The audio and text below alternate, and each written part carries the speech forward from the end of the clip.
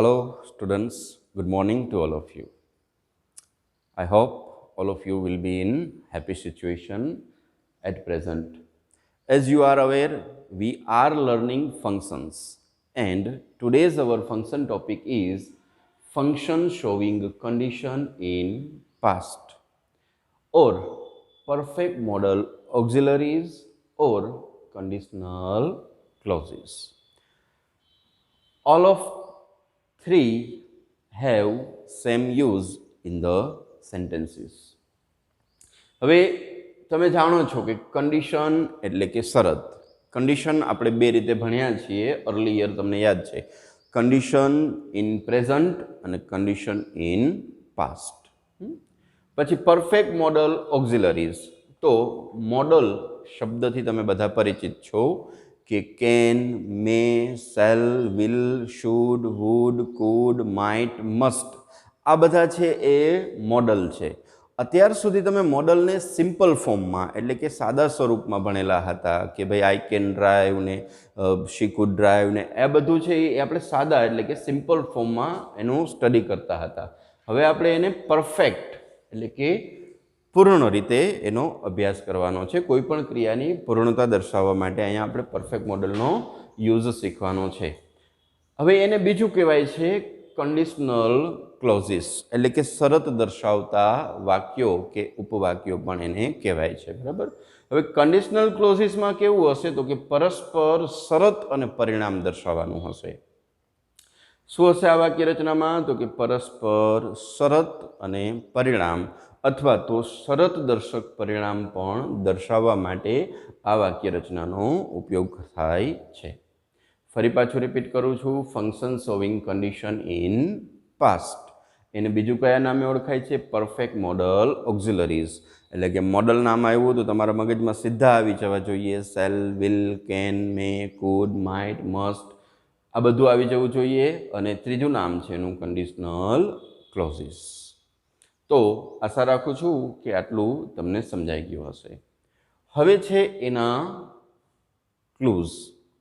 Clues છે એમાં પહેલું ક્લૂ છે ઇફ, બીજું છે અનલેસ અને ત્રીજું છે હેડ ઇઝ ઇક્વલ ટુ ઇફ. હવે આ વાક્ય રચનાનો જ્યારે આપણે અભ્યાસ કરીએ છીએ ત્યારે ધ્યાનમાં રાખવાનું છે કે અહીંયા હેડ છે ને એ શેનું કામ કરશે? ઇફનું. પણ ક્યારે? તો કે in the beginning of the sentence. જ્યારે in the beginning of the sentence you use had, તો then you need not have to use if. ઇફનો ઉપયોગ કરવાનો રહેતો નથી. હવે ઇફ તમને ખ્યાલ છે એનો અર્થ થાય જો અથવા જો તો. બે ભાગમાં સેન્ટેન્સ વહેંચાયેલું હશે. બીજું છે અનલેસ, જો નહીં તો. જ્યારે ઇફનો સેન્ટેન્સમાં યુઝ થશે ત્યારે ઇફ છે એ હકાર અર્થ આપશે અને અનલેસ છે એ કેવો અર્થ આપશે તમને? નકાર.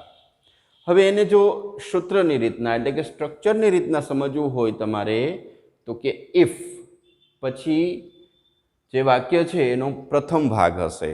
બરાબર. એ શું દર્શાવશે? શરત. અને જ્યાં પ્રથમ ભાગ પૂરો થશે ત્યાં આપણે શું મૂકશું? કોમા. અને પછી આવશે એનો બીજો ભાગ. એ શું દર્શાવશે?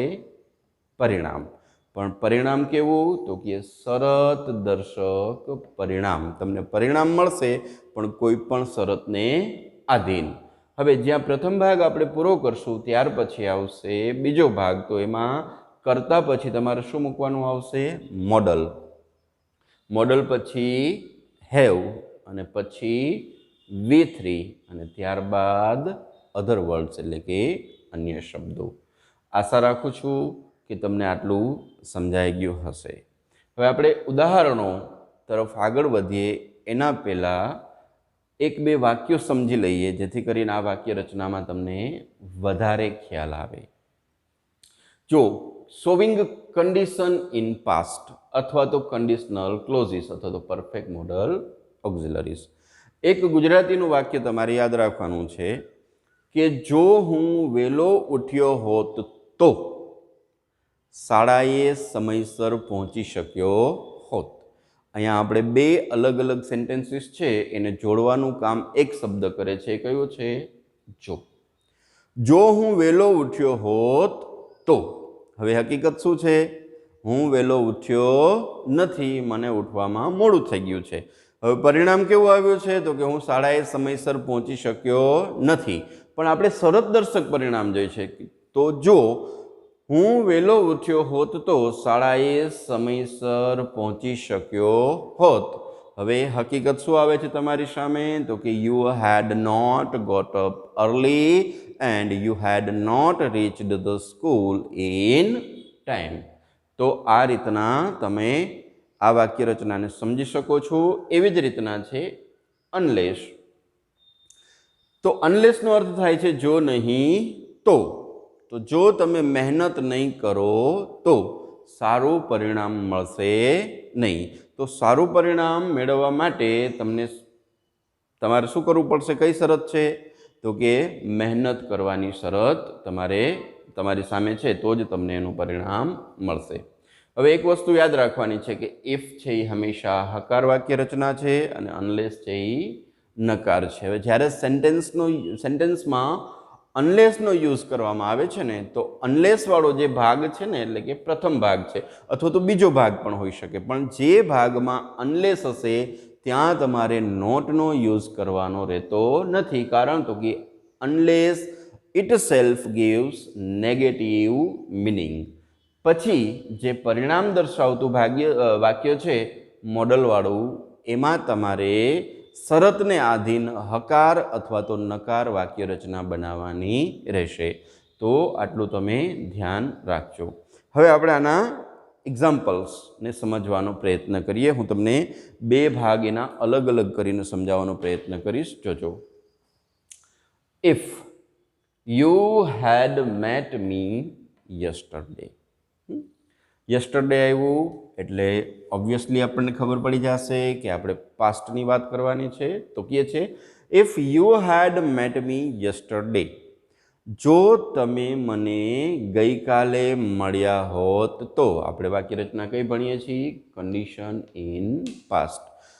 તો તમે મને ગઈકાલે મળ્યા હોત તો. હવે હકીકત શું છે કે તમે મને મળ્યા નથી, પણ જો તમે મળ્યા હોત તો પરિણામ શું આવી શક્યું હોત? તો કે I would have given you my books. જો અહીંયા મેં લખ્યું છે ને સૂત્રમાં કે આપણે શું મૂકવાનું છે? સૌપ્રથમ મોડલ.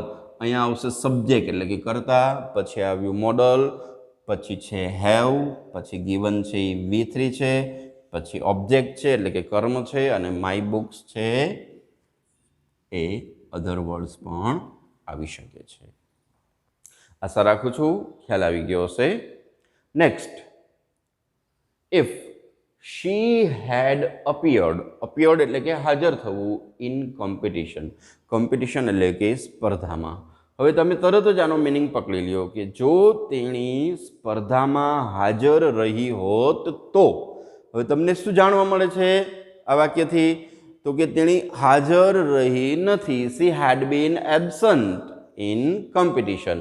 પણ જો તેણી હાજર રહી હોત તો, if she had appeared in competition, she could have won the first price.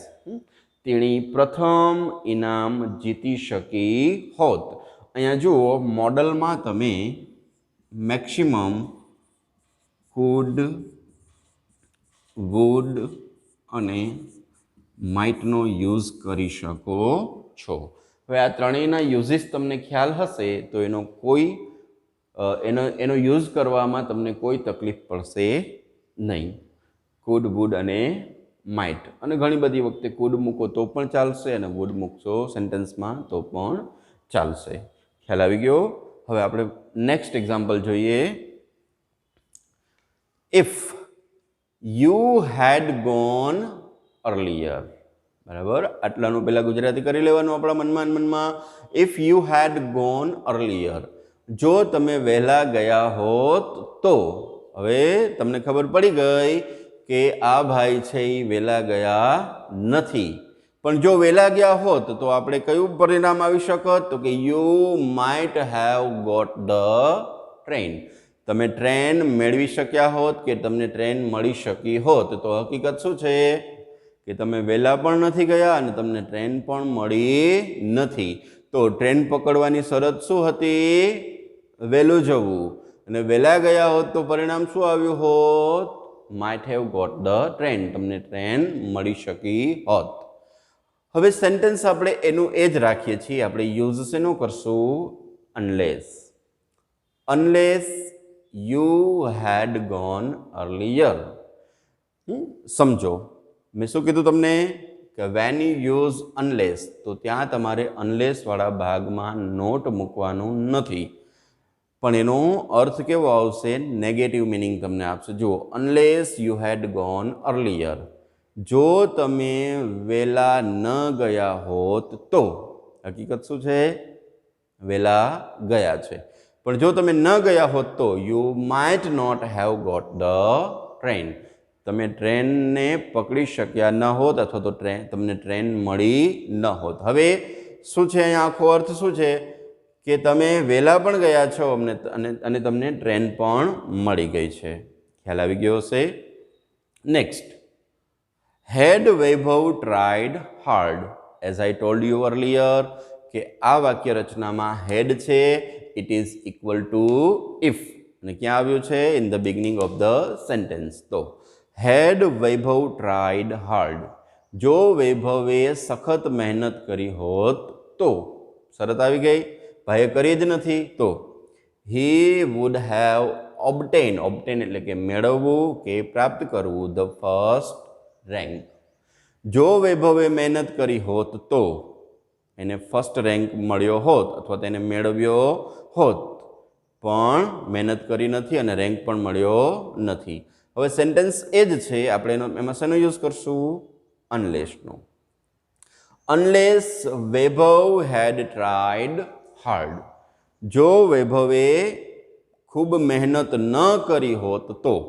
ન કરી હોત ઇટ મીન્સ કે અહીંયા રિયલી શું છે કે રિયાલિટી એ છે કે વૈભવે મહેનત કરી છે. તો he wouldn't have obtained the first rank, તો એને ફર્સ્ટ રેન્ક મળ્યો પણ ન હોત. તો સેન્ટેન્સ છે એ આખું ઉપર કરતાં ઓપોઝિટ મિનિંગમાં આવી જાય છે અહીંયા, કે જો વૈભવે મહેનત ન કરી હોત ઇટ મીન્સ કે વૈભવે મહેનત કરી છે, he wouldn't have obtained the first rank, એટલા માટે એને ફર્સ્ટ રેન્ક મળ્યો ન હોત. ફરી પાછું કહું છું, ઉપર અને નીચે બંને સેન્ટેન્સ જુઓ અલગ અલગ અર્થ આપી જાય છે. જ્યારે ઇફ અથવા તો હેડનો યુઝ કરીએ છીએ તો અહીંયા અર્થ આપણને થોડોક નકાર મળે છે. જ્યારે અહીંયા શું છે? અનલેસનો યુઝ કરીએ છીએ, વાક્યરચના નકાર છે પણ મિનિંગ કેવો આપણને મળી જાય છે? હકાર મળી જાય છે. Unless Vaibhav had tried hard, જો વૈભવે સખત મહેનત ન કરી હોત તો he wouldn't have obtained the first rank. એટલે કે એનો જે ઇમ્પ્લાઇડ એટલે કે અંદરનો જે મિનિંગ છે આપણને જાણવા મળે છે કે જો વૈભવે મહેનત ન કરી હોત તો એને ફર્સ્ટ રેન્ક પણ મળ્યો ન હોત. ઇટ મીન્સ કે વૈભવે મહેનત પણ કરી છે અને એને ફર્સ્ટ રેન્ક પણ મળ્યો છે. Next, if Indian players had played well. સમજી ગયા હશો કે જો ભારતીય ખેલાડીઓ સારું રમ્યા હોત તો. હવે આપણી સામે હકીકત શું આવે છે કે એ લોકો સારું રમ્યા નથી. પણ જો એ સારું રમ્યા હોત તો એનું સારું રમવાનું પરિણામ શું આવત? કે they wouldn't have lost the match, તો તેઓ મેચ હાર્યા ન હોત. હવે આપણી સામે રિયાલિટી શું આવે છે કે they have lost the match. If they wanted to win the match, which was their condition? તો કે they had to play well. એટલે કે જો ભારતીય ખેલાડીઓ સારું રમ્યા હોત તો તે મેચ હાર્યા ન હોત. ઇટ મીન્સ કે મેચ હારી ગયા છે. પણ આપણે એક પાસ્ટ પોસિબિલિટી દર્શાવીએ છીએ કે જો આમ ને એને આમ કર્યું હોત તો આવું પરિણામ આવી શક્યું હોત. હકીકતમાં પરિણામ આવ્યું નથી. સેન્ટેન્સ એ જ છે, આપણે એમાં યુઝ કરશું અનલેસનો. Unless Indian players had played well, જો ભારતીય ખેલાડીઓ સારું ન રમ્યા હોત તો. તો અહીંયા અર્થ શું મળે છે તમને કે ભારતીય ખેલાડીઓ છે એ સારું રમ્યા છે. તો રિઝલ્ટ પણ શું આવ્યું? they would have lost the match. જો ખેલાડીઓ સારું ન રમ્યા હોત તો તેઓ મેચ હારી ગયા હોત. ઇટ મીન્સ કે અહીંયા ભારતીય ખેલાડીઓ છે એ મેચ જીતી ગયા છે. તો ખ્યાલ આવી ગયો હશે. હવે આપણે આના જ આ ફંક્શનના આપણે કમ્પ્લીશન ઓફ સેન્ટેન્સીસ તરફ આગળ વધશું. Now we will try to complete the sentences using function showing condition in past અથવા તો perfect modal auxiliaries. હવે જો ફર્સ્ટ ઇનકમ્પ્લીટ સેન્ટેન્સ છે એ તમને કેવી રીતના બોર્ડમાં પૂછાઈ શકે છે? Had I not punished her. આટલાનું મનોમન ગુજરાતી તમે કરી લીધું હશે કે જો મેં તેણીને પનિશ ન કરી હોત તો. હવે સેન્ટેન્સ આપણે કમ્પ્લીટ કરવાનું છે કન્ડિશન શોવિંગ ઇન પાસ્ટમાં, પણ કયા વર્ડ્સનો યુઝ કરવાનો છે? તો કે રિપીટ અને સેમ. હવે કોણ કોને પનિશ કરે છે? તો કે આઈ. પનિશ કોને કરે છે? તો કે હર. એટલા માટે અહીંયા મિસ્ટેક કોણ રિપીટ કરશે? આઈ. તો કે આઈ મિસ્ટેક રિપીટ કરી શકે એવી હાલતમાં નથી, કારણ કે એને તો પનિશ કરી છે. કોને? તો કે તેણીને. તો મિસ્ટેકની વાત અહીંયા કોની સાથે કન્સલ્ટ છે? તો કે સી સાથે. તો જુઓ શી. હવે અહીંયા તમને આપ્યું છે ને એવી રીતના કોઈ પણ એક મોડલનો યુઝ કરો. કુડ અથવા તો વુડ, બેમાંથી ગમે એનો યુઝ કરી શકો છો તમે. શી વુડ પ્લસ શું આવશે? હેવ. હવે જુઓ ત્યાં તમને વર્બ આપેલું છે ક્યાંય ઓપ્શનમાં? તો કે યસ, રિપીટ. તો શી વુડ હેવ રિપીટેડ. રિપીટનું V3 કર્યું આપણે, રિપીટેડ. શું રિપીટ કરત? તો કે ધ સેમ મિસ્ટેક. હવે અહીંયા તમે અગેન વગેરે શબ્દો છે એ અધર વર્ડ્સ તરીકે યુઝ કરવા હોય તો કરી શકો છો. ત્યારબાદ છે next. If the doctor had come in time. જો ડોક્ટર સમયસર આવ્યા હોત તો. હવે તમારી સામે શું આવે છે વાત, અર્થ શું આવે છે કે ડોક્ટર સમયસર હોસ્પિટલે આવ્યા નથી. તો અહીંયા શું થાત? જો સમયસર આવ્યા હોત તો એ બચાવી શક્યા હોત. તો બચાવવાનું કામ કોનું હોય છે? ડોક્ટરનું. તો એ કોને બચાવત ડોક્ટર? તો કે ધ પેશન્ટ. અને કન્ડિશન ઇન પાસ્ટ તમને યાદ રહી ગયું હશે કે model plus have plus V3. તો ડોક્ટર માટે આપણે અન્ય કોઈ પ્રોનાઉન યુઝ કરવું હોય તો આપણે શું કરશું?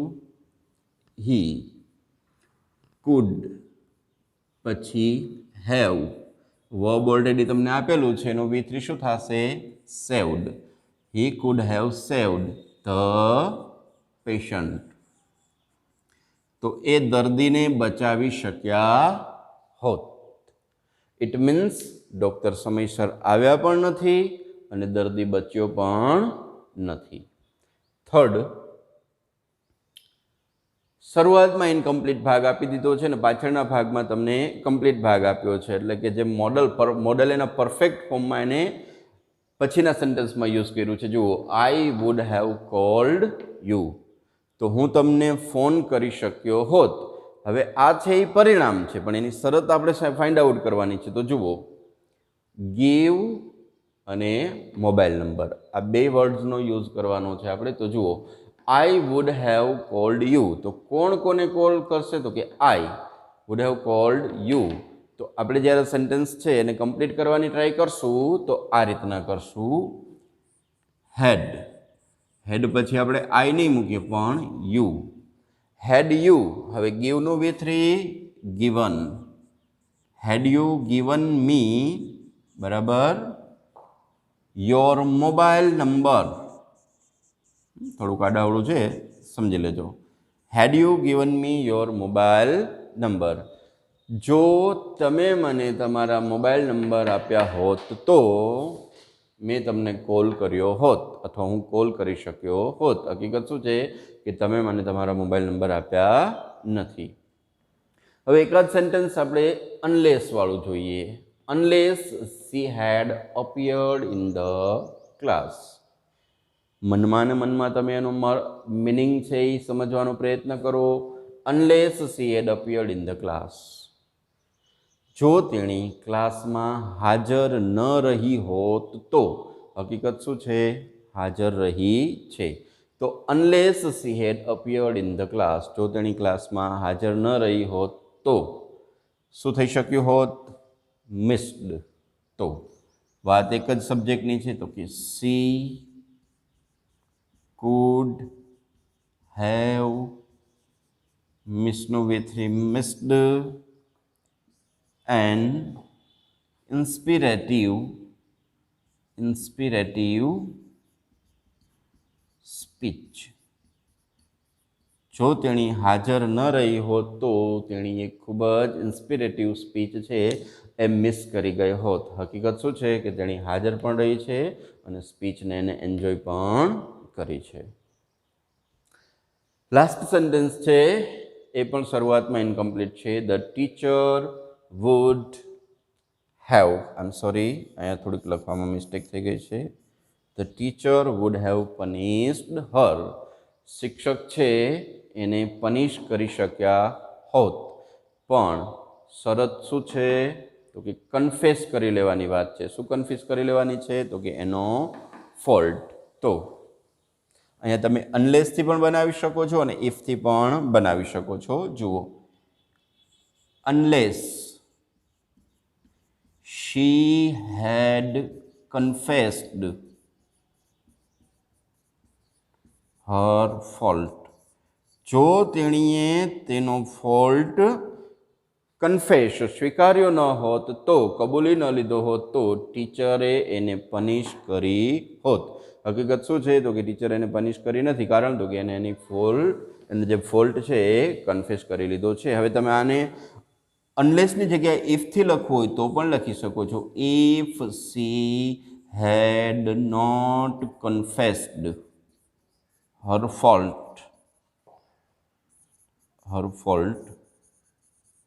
so the teacher would have punished her. So students, this was your function solving condition in past, and frequently this function is asked in board. Even in March 2020, one complete the sentence was asked from condition solving in past. So that was all. Thank you.